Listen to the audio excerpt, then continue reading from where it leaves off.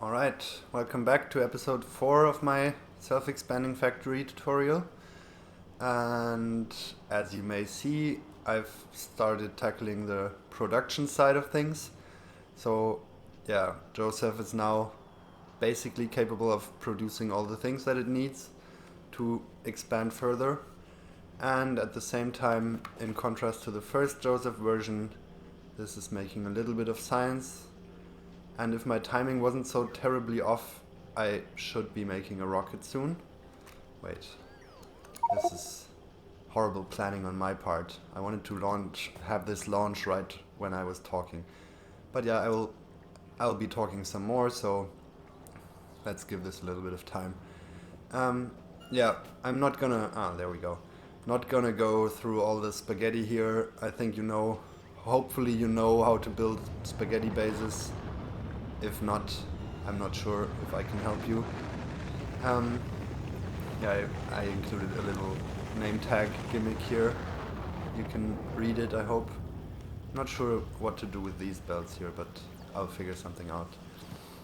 Okay, so this is the unholy mess that is my production cells, and in fact, those are producing all the things that I need. So I'm only gonna have one type of production cell.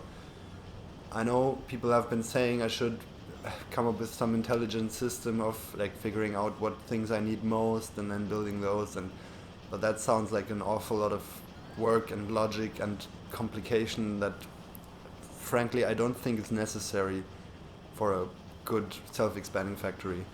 And I might try and give it a shot at some point, but not in this version. So what I'm doing here is just ever increasing amount of this same production cell. And maybe I'll give a few details just about how a few things work. For example, you can see the production train that comes in to build all the things here carries a little heavy oil which gets unloaded and unbarreled into these, and somewhere here gets rebarreled here. In fact, I'm probably making a bit too many of these barrels, but I don't really care. Other than that, it's pretty straightforward. I'm going with rocket fuel this time for trains as well, because I figured if I wanted to make science, I had to make rocket fuel anyways, and it's actually very feasible, it turns out. So it doesn't really take a lot of resources, and all my trains are running on rocket fuel, which makes things a lot easier compared to coal, what I did in the last version. What else is new? I have this multi-purpose smelting lane here, which prioritizes steel until there's, I think, 500 at least in each of these. Or is it 1,000? No, 500 in each of these. Wait, there's something wrong here. Yeah, I might have to fix this, but it's gonna wait until those are full and then start outputting the iron directly. So I'm hopefully going to have, or at some point going to have, almost 2 belts of iron. It's a bit too little as it turns out, and I'm thinking about like trying to squeeze out another half lane of iron somewhere. But yeah, I'll have to see. I might turn one of these copper smelting lanes, or half of this, into an iron smelting lane, because it seems like I have lots of copper and not enough iron. But yeah, it may just be a ore supply problem. But I'll show a bit more about how this fits into the whole factory in a little bit. I think first of all, I'll go back to the little decision tree that I had here.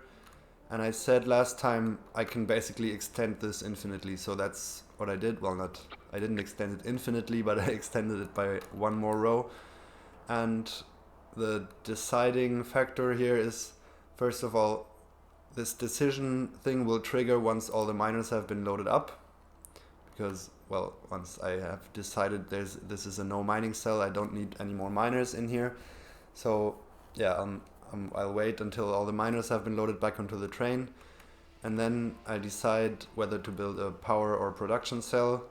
depending on the C value, and I'll talk about this a little bit more, but that's basically accumulator charge plus some extra precautions that I took.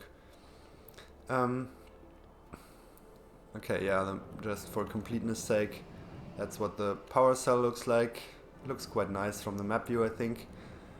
And it makes, I think, something like 35 megawatts continuously, if I'm not mistaken.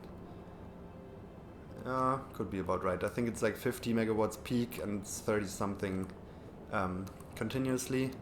And in addition, I figured I'm gonna have lots of empty space in my mining cells, because like if I build these miners, the usual case is that there's some ore patch here and this is what gets filled with miners and then everything else gets left empty. So I just figured I'll place some solar cells on there. So this just means all the area inside the mining cells that isn't filled with miners will get filled with additional power, which, yeah, why not? Okay, I think this is about what I want to show from the test map, and I think I'll hop over to from the design map, and I'll hop over to the test map. Let me see. Yeah, this is where new trains will get deployed, but I think I'll explain this or show this in a working example. So yeah, give me 1 second, I'll switch maps. Okay, so now I'm on the test map. You can see there's not much uncovered map. There's not much going on except for the little starter thing. And I think first of all I'll talk about the C value that I mentioned for deciding whether to build power or production. This is what's going on here. Well, the first very basic thing is this accumulator, which just puts out its charge value as C directly to the global network. So you can see here at the moment, okay, well, no, you can't. Okay, but you can believe me, this just puts out a C between 0 and 100 to the global network. And the deciding factor to build a to build a power cell is if that C value is below 70. So that means the moment this accumulator charge is below 70, when the decision is up basically for the train, so when the train is in a no mining cell and wants to know if it's supposed to build a production or a power cell, the first thing that can happen is if this charge is low, it will definitely build a power cell. But that's not enough because this can depend on things like the time of day. Yeah, it's not a reliable thing to know whether power is good or not. Especially because with my ring building mechanism, I have these huge spikes in the power draw. I'm gonna show this in a little bit. In fact, I think I'll turn this on in the background so it can just chug away, because it's gonna take a little while, and I'll get back to this. Yeah, this is maybe gonna cripple performance a little bit, but should be fine. Okay, so the first thing, okay, yeah, we're gonna have to live with a few robots zipping around. First thing is this accumulator. The second thing is this little inserter cycle here, which just acts as a multi-purpose memory cell. I think these things are really handy. It's probably, I'm guessing I didn't invent this, but I think it's very, very useful to kind of store signals, increase signals, store signals until a certain other thing has happened, stuff like that. So what happens here is if the green wire is in this chest, this combinator will output a charge value equal to minus 101. So it's always going to turn negative. The reason for this 101 is if this guy is full, as it is now, and outputting a 100, and this one is outputting a minus 100, as I had in the beginning, they're going to cancel out exactly, and there's no C signal to work with, which is annoying. So I'll always try and have a non-zero signal for C. Okay, so if this wire is in the chests, that means there's the next cell, or the next decision between production and power will always go for power until this inserter activates, and this inserter activates once a new power cell has been built. The reason, the way this works is those two combinators both get their input straight from the power pole, and the signal 4 here is the number of power cells that has been built. So say there's 3 power cells at the moment, then this guy is outputting a white signal equal to 3, and this guy is getting both the signal 4 equal to 3 and the white signal equal to 3. But when the 4 changes, it's going to change immediately here, and the white signal will take one more tick to change, because it has to go through this combinator. Say the 4 increases from 3 to 4. It's hella annoying that I'm using numbers for the signal type, I'm sorry. So the signal 4 increases from 3 to 4. Then this one gets the new updated value for 4, and it's still gonna have the old value for the white signal, because this takes one more tick. So there's one tick where those two aren't equal, and that's when this combinator activates. Okay, this activates, puts the green wire here, and then this guy will either activate once this the accumulator charge drops below 0, so below 70. So again, this is whenever this dips below 70, it's gonna start a new cycle. Good timing. You can see we've just built the first power cell. So as I said, the number of white signals here, which was 0 initially, and the number of 4 signals was unequal for 1 tick. So this activated this inserter. And now this guy, okay, this guy's checking for whenever this accumulator drops below 0, it's gonna activate. And there we go. What happened here? Yeah, this is the second condition I was gonna come to. Once the number of production cells, which is the 3 here, is larger or equal the number of power cells, it's also gonna activate. So I will always want to have more power than production cells. That's basically to limit the number of production cells, because otherwise it's like when power is stable, it's just gonna build so many and it won't be able to feed them all. So that's a little bit annoying. So that's why I'm keeping the number of power cells here larger than the number of production cells. So the moment they were equal, this guy activated, put the green wire here again. So now the next thing that's going to be built will be a power cell, independent of power level. Okay, so this is the first little contraption that I'm using.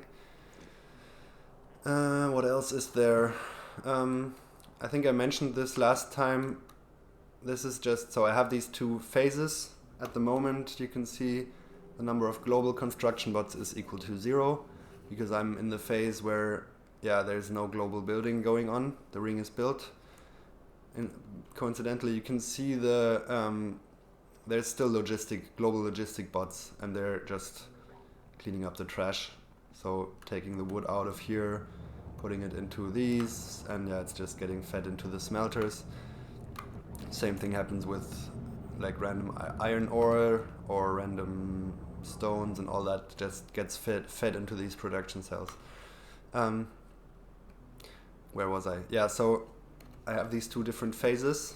I think I can never remember. Phase A is when the robots, or when the construction bots are equal to 0 here and the cell analysis goes on. And phase B is the opposite.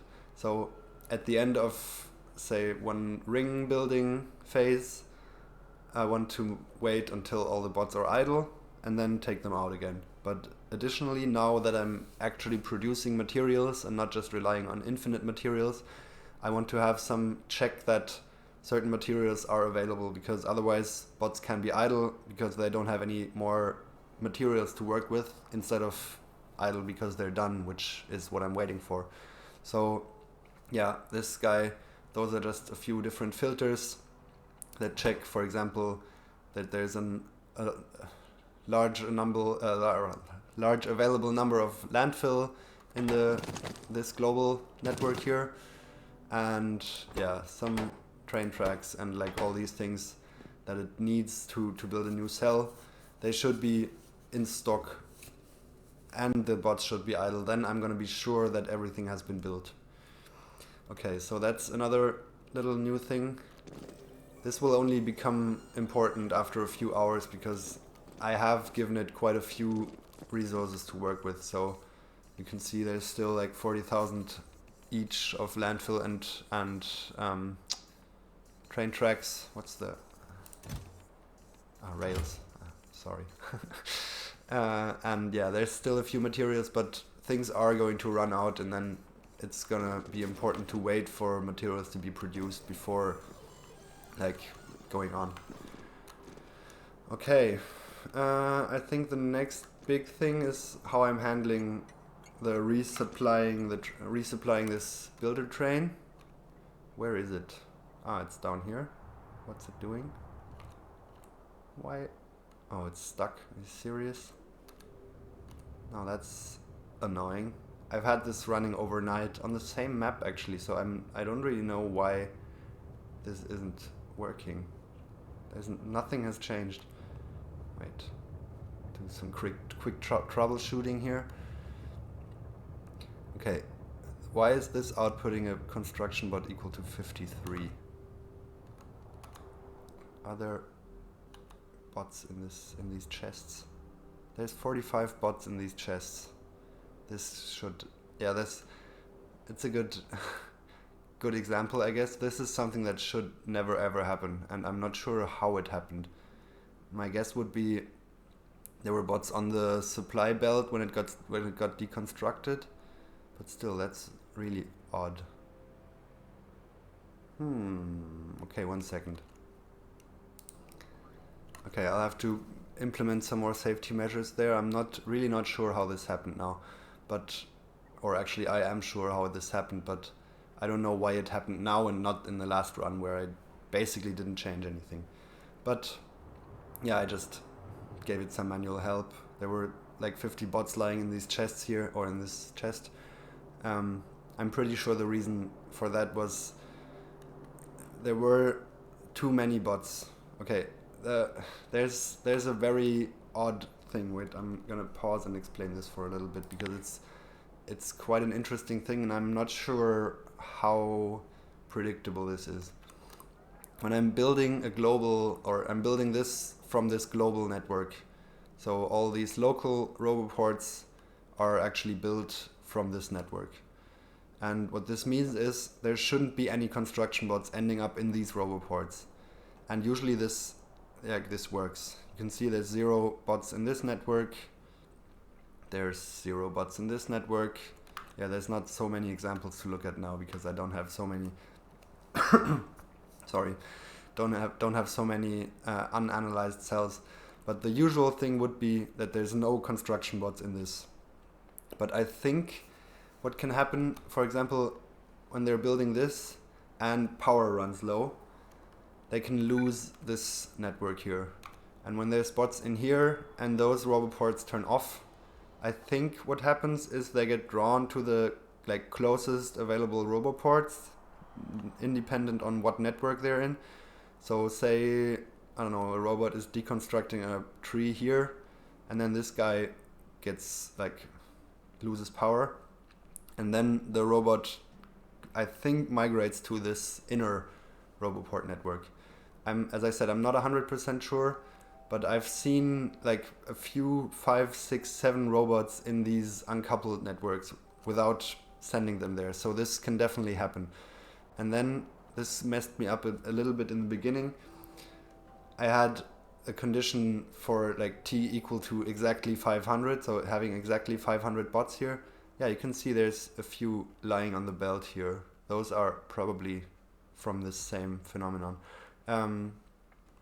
Yeah, so I had a condition set to t equal 500, and then there were instances where I had 503 bots in there because I had 3 too many, and this messed up my whole logic. So I just lazily changed this to t larger or equal than 500, and this seemed to work.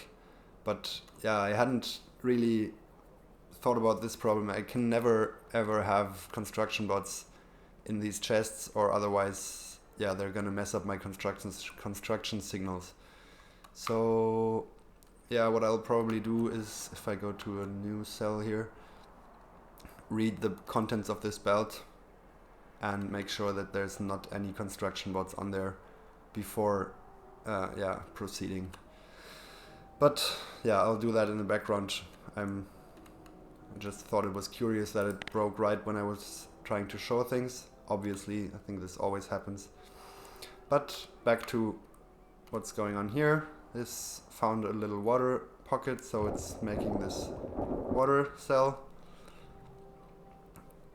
I think there's not too much interesting to say about this, except I think I'll explain what the train's gonna do next. So you can see here it's waiting for all the bots to be loaded up again, and then it's gonna go home. Once it's home, it checks if like there's still non-zero number of zero construction bots in the global network, so if it's still the right phase basically to start. And it's gonna search for a production station. So you can hear the next thing it wants to go to is the production station. And those production stations will open only if they have the amount of materials that this train is missing. That's a bit complicated, but I think it's a pretty nice idea, and it's very straightforward actually. So yeah, this train comes in here. This guy's job is to send a reset signal, so this basically lets the whole content measurement logic know that the train is coming in now, and it's supposed to reset the content. And yeah, this is set to read train contents. And let me see. This is basically another of those inserter cycles. I don't know why I'm using belts here. I could probably be doing this like this as well. And what this does is, so when the reset signal comes in, this inserter activates, puts the green wire here. This one activates when the train's actually in the station, so this will send the green wire on. And then if the green wire, or when the green wire is grabbed by this inserter, this will pulse a green wire larger than 0, which will get turned into another signal, which will basically just say, let all the train contents through here. And I have these combinators here. That's a bit tedious. You kind of have to do this by hand, just put in all the materials that the train is carrying, and it's important to remember when you change something on the train that you have to change this here. Yeah, so this is just exactly the train contents, which get multiplied by -1, and the actual train contents get added to this. So, or basically, it's a negative number thing, but basically subtracted from this, and then the whole thing gets multiplied by -1. And yeah, this lets all of that through and actually stores it because it's looped in on itself until r is unequal 0. So as long as r equal to 0, it's gonna store the train contents here, and when the train comes back in, this is deleted. And yeah, those 3 guys are just my attempt at, which doesn't work for some reason. Why doesn't it? Because this is missing, I think. So let me see. Yeah, this is just deleting all the junk signals here. So I have this I signal from the train identity thing, and the S signal, which is some helper thing here, and I'm just multiplying them by -1 to get rid of them. So on the red signal here, which is sent to the global network, I have as negative values all the materials that are missing from the train.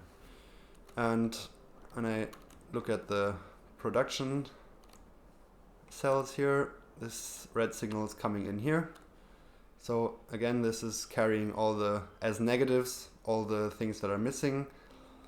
This is just basically a one-way filter, so I'm not sending any signals back out here again.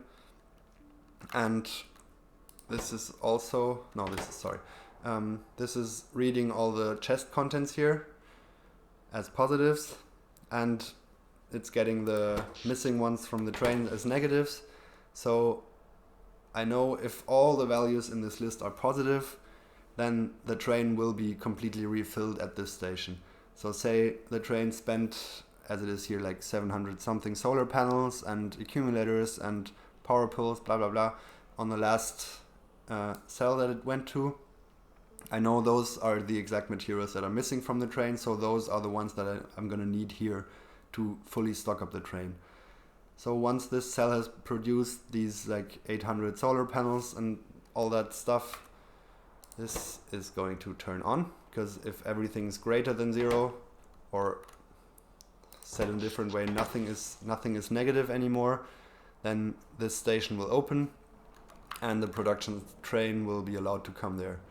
And I have this initial supply station here, which you can see it's no infinity chests, it's just some more or less random amount of materials that I'm putting in here, and it lasts for like probably like 5-6 more cells, and then it turns off. So yeah, this just has the exact same logic. So it's counting all the materials in here, and it's going to close the station once the train can't be filled up here again. Okay, if I turn this back on, see. Ah yeah, one thing I learned is when this station here is closed, or all of these stations are closed, it's going to skip it and go on right onto the next one, which is a bit annoying for what I'm trying to do, which is why this P condition is here, and this just says, say, where is it? Ah yeah, this guy basically does the same check as the station and just says, okay, if everything in here is greater than 0, I'm gonna output a P. So yeah, that's how that works.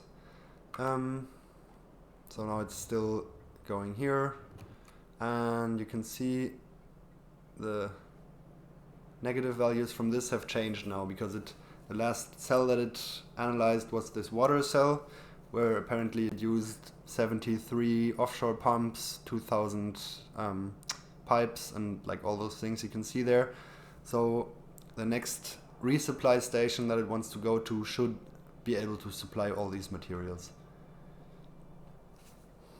And you can see this guy is still closed. Okay, what I think I haven't gone through how all these trains got here, and I'll get to that in a second. Yeah, I think this is actually the most important thing that's still missing. Let me check.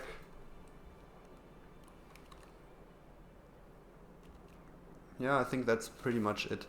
Okay, I have these 5 train deployers here, and it's similar to what I did in Josef 1, but it's again very greatly simplified and much more stable, I think.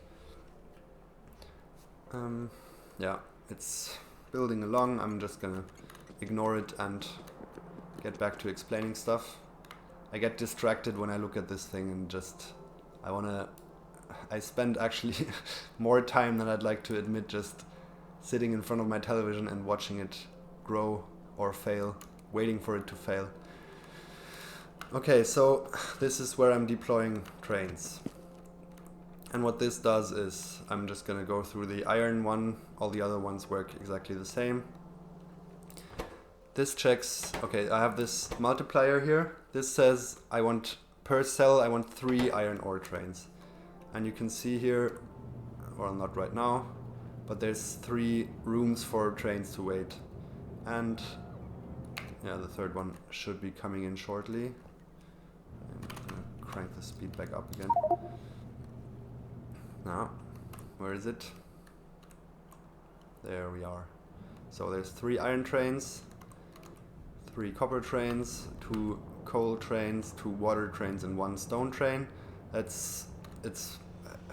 I guess, to be honest, it's a mix of what I think is necessary and what fit nicely into the cell.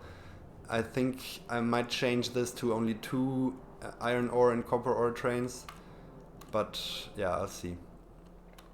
So at the moment I have 3 iron ore trains.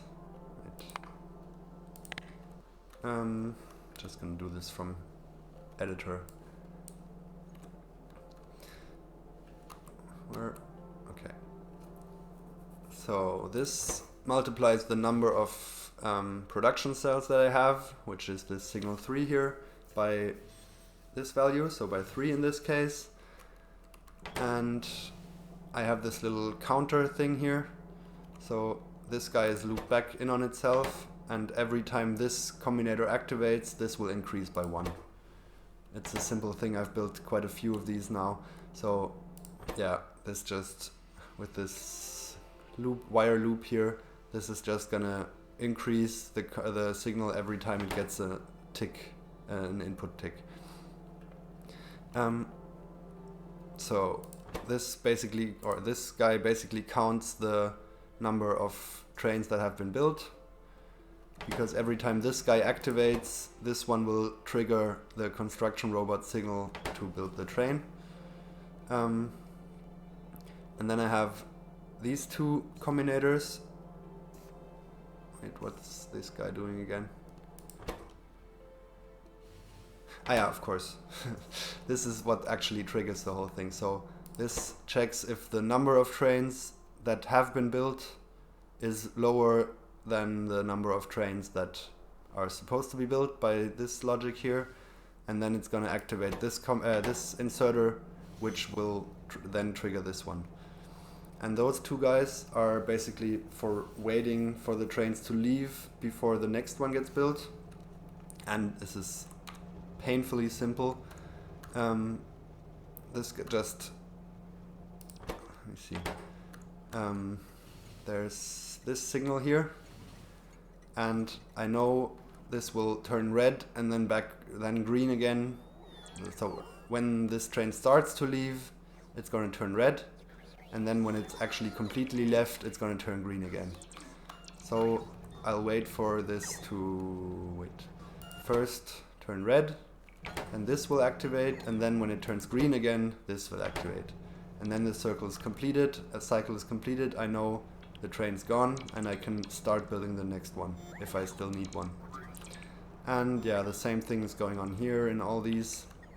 Only difference is I have multiplier 1 for stone, multiplier 2 for coal, and so on. And this double station trick here is quite handy for deploying trains, I think, because if I just, oops, that's not supposed to happen. Crap.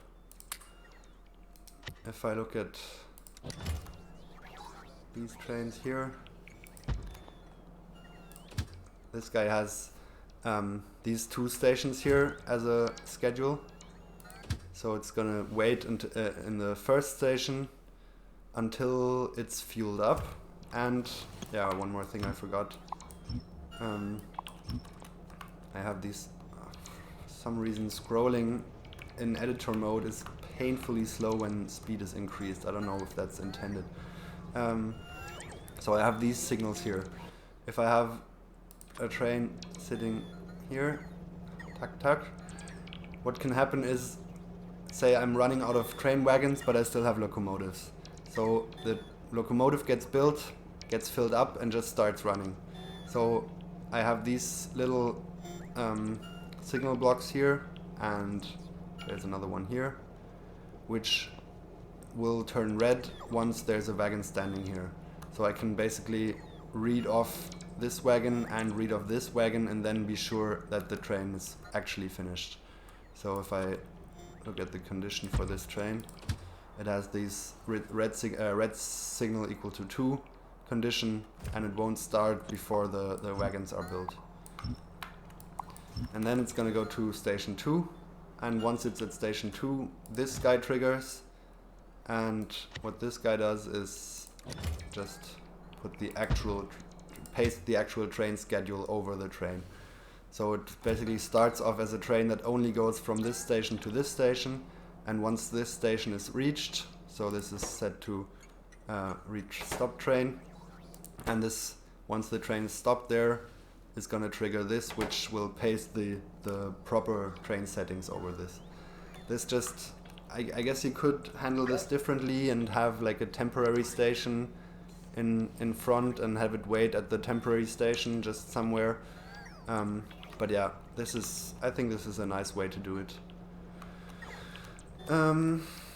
Yeah, I'd love to. I think I'll skip forward a little bit until the next production cell gets built, and then yeah, show the train deploying process once.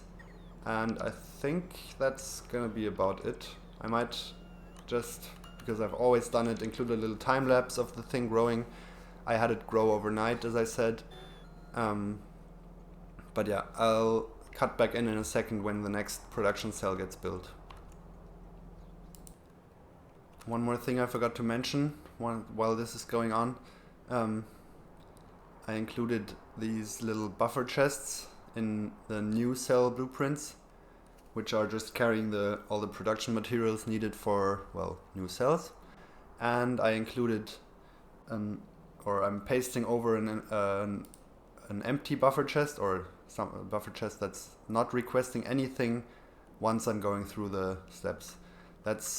I hope this is going to basically store resources on the outside, or ring building resources on the outside, and well, once it's gone through them, you can see this is still carrying a few things, but it's not requesting anymore. So yeah, I'm always gonna have building materials on the outside ring, so I hope that should minimize the travel distance for construction bots. And well, the hope is that they will get fed from the nearest production site. I mean, I only have one at the moment, but those things are going to be scattered across the map. So all these buffer chests here should hopefully be supplied by some close by production site. Okay, I'll skip forward a little more and wait for the next production thing to be built, and then show the train deployer. Okay, this is still not what I wanted to show, but it's just such a great example, because there's a cell that has a tiny amount of ore, which is not worth mining, and it has a tiny amount of water, which is not worth pumping. So I think this is a good example to see. Wait, I'm gonna turn down the speed. It already placed these pumps. I was a bit late, but yeah, the train has just come in, placed the pumps, and I'll just let it run on normal speed, and we can see basically how it goes through all these different steps. I think I'll go to map view, because if you look at the station name, you can see basically at what state of the process it is right now. Okay, so it's checking for water. I think it's waiting until the landfill has been unloaded from the train, if I'm not mistaken. Also, this will be a good, I'm gonna have to see how much landfill this is using, because I think this is a pretty good landmark example. So this is, I can't see right now, checking a bit. Okay, so now it's placing miners, and it's called ore check. Determined, okay, there's not enough miners, so it's gonna deconstruct those, call it no mining, wait for bots to be idle again and for the miners to be loaded up, and then it's gonna build a power cell. And the power cell is getting built because this is actually the first cell after, or except like the first cell that is not a mining or a water cell after the latest ring has been built. And this will always be a power cell, because power will always be low after the next ring has been built, simply because, well, not a big surprise, I guess. Okay, again, I'll skip forward a little bit until hopefully finally the production cell gets built. Okay, I've paused it. I think this is, wait, let me check. Yeah, so the wire isn't in the chest, and there's enough charge in this accumulator, so, and it's in an empty cell. I don't think this will be mined. So this should be the next production cell. And it's a bit hard to keep track of both at the same time.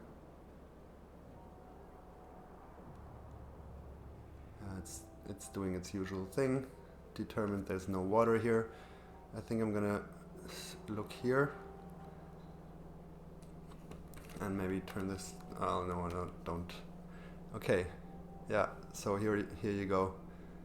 It placed all these trains, and for some reason these guys, oh yeah, I forgot something.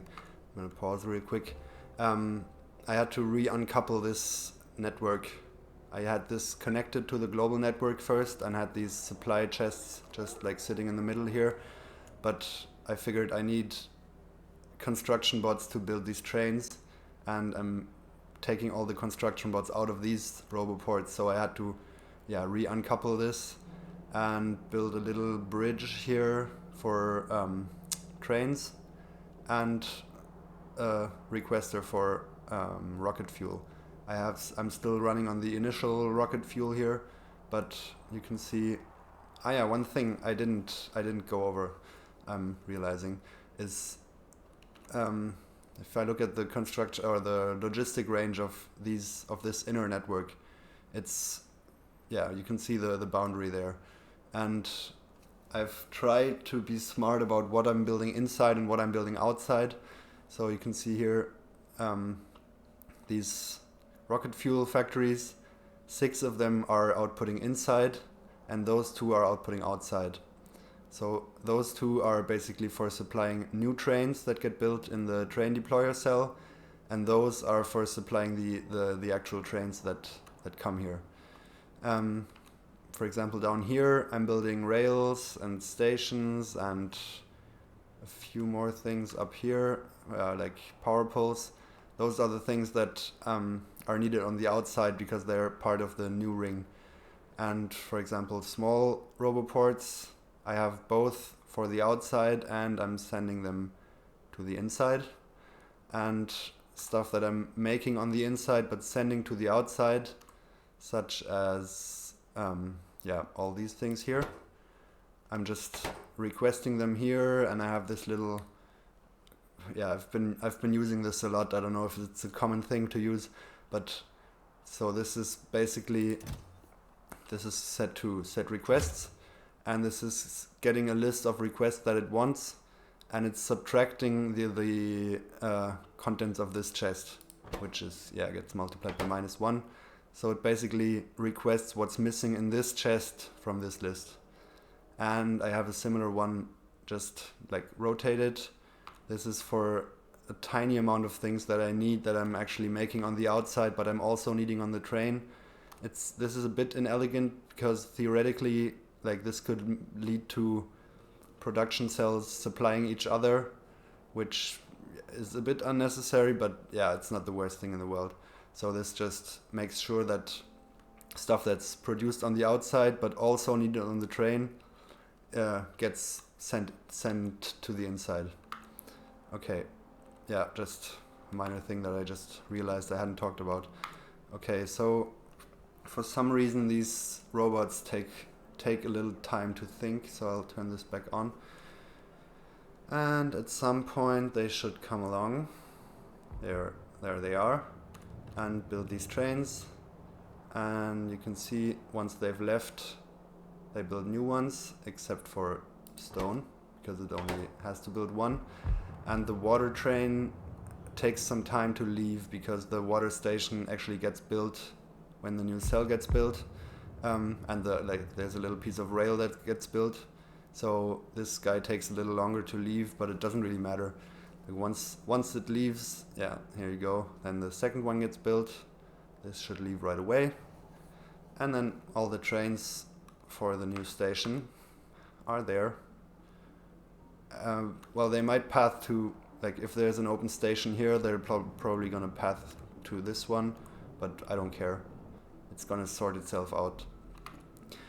Generally, these production cells are always gonna be competing for resources. Like, this one is very well positioned because there's 2 big iron patches right next to it. Actually, I just spawned this one in, to be honest, as well as this one down here. Say if there's a production cell here as well, this one will always get the priority.